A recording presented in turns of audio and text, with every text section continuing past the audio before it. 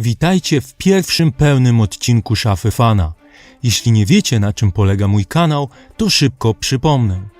Jako piłkarski kibic posiadam w swojej kolekcji naprawdę sporo koszulek i innych gadżetów zarówno klubów, jak i reprezentacji. W każdym filmie z cyklu Szafa Fana wyciągam coś z szafy i o tym opowiadam. No to do dzieła! Długo zastanawiałem się, od jakiej koszulki zacząć tę opowieść. Wy, pewnie widząc tytuł filmu, już wiecie. New York Cosmos, a dokładnie replika koszulki Pelego. Dlaczego? Bo to wielka historia futbolu, ciekawy klub i sentyment, jakim darzę tę koszulkę. Nawiasem mówiąc, jako jedyna w kolekcji przez pewien czas była przechowywana w pokrowcu, by się nie pobrudziła ani nie zakurzyła. Prawdziwy New York Cosmos powstał w 1971 roku i pozostał w pamięci fanów futbolu na lata. W końcu to tu sprowadzano piłkarskie gwiazdy, to dosłownie pierwszy Galacticos wraz z ideą szerzenia futbolu na Stany Zjednoczone. Niech więc obecnie szastający kasą Chińczycy się schowają. Klub zyskał na wartości dzięki współpracy m.in. właściciela Warner Brothers i współzałożyciela Atlantic Records.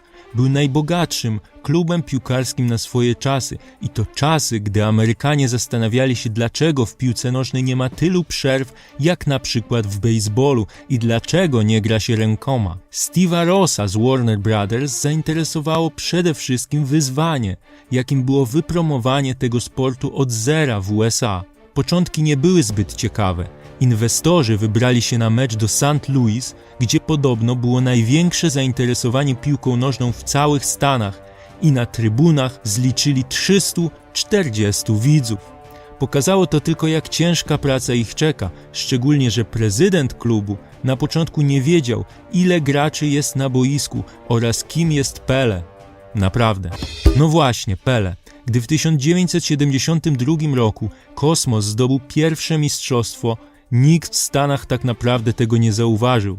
Gdy tylko do klubu przyszedł Pele, wszyscy na świecie dowiedzieli się, że istnieje Kosmos. Pele był dla Warner Brothers marką pozwalającą sprzedawać coś do krajów, które lubią piłkę nożną. Marką, która przyciąga telewizję, nie tylko amerykańską. Debiut Pelego transmitowany był bowiem w 20 krajach świata. Jeśli podpiszesz z nami umowę, nie zdobędziesz kolejnego trofeum.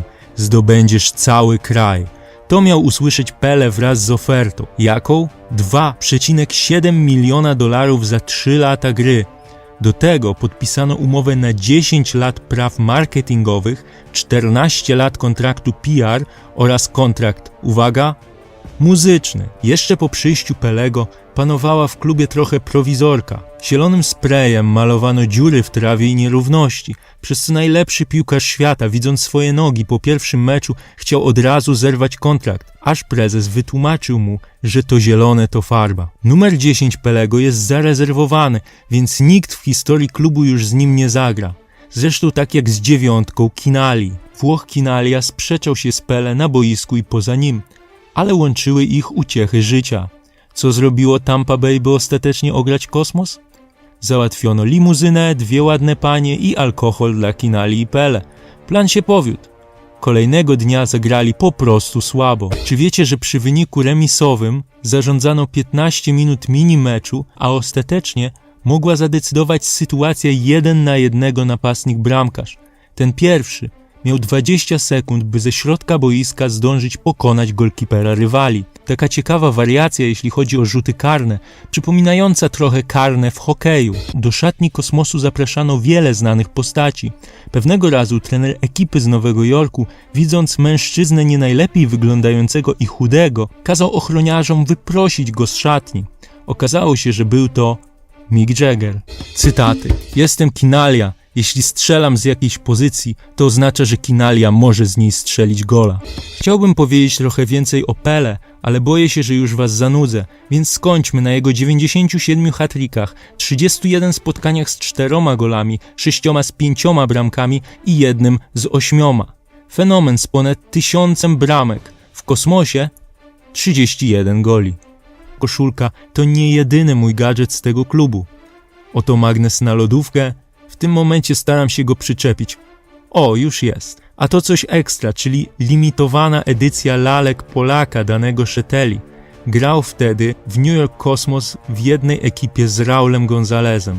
Nie dość, że lalka fajnie kiwa głową, to na pudełku figurki znajduje się osobiście podpisany przez danego autograf. Szkoda tylko, że ostatecznie dany nie trafił do naszej reprezentacji. Dobra, dziś to by było na tyle. Zachęcam do oczekiwania na kolejne filmiki Szafy Fana. W wolnym czasie subskrybujcie kanał, dajcie kciuki w górę lub w dół i polecajcie Szafę Fana innym. Do usłyszenia w Szafie Fana.